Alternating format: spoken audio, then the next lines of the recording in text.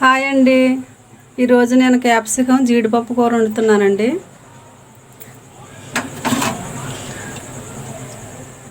రెండు గరిటెల నూనె,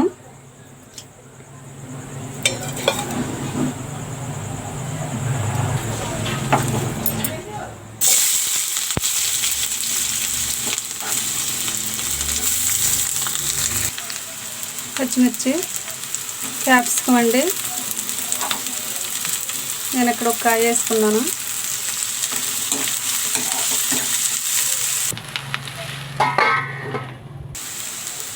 జీడిపప్పు అండి, కరివేపాకు, టమాటా అండి,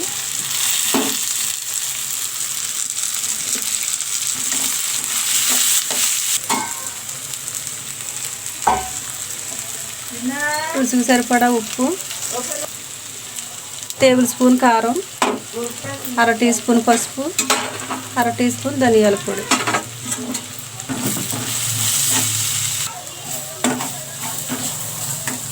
ఇప్పుడు నేను ఒక గ్లాసు నీళ్ళు పోసుకుంటున్నానండి.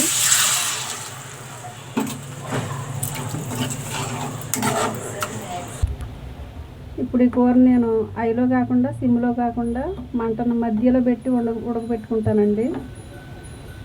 ఒక 18-20 నిమిషాలు అయితే ఉడికిపోద్ది కూర. చూడండి, కూర చక్కగా దగ్గరికి ఎగిరింది. ఇలా దగ్గరికి ఎగిరాక నేను కొంచెం పులుపు అండి, చింతపండు పులుపు. ఈ పులుపు వల్ల కూర పుల్లగా భలే ఉంటుంది.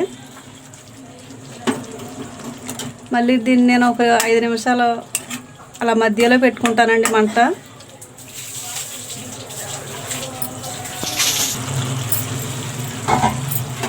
మనకి ఇక్కడ క్యాప్సికం కూర జీడిపప్పు రెడీ అయిపోయిందండి.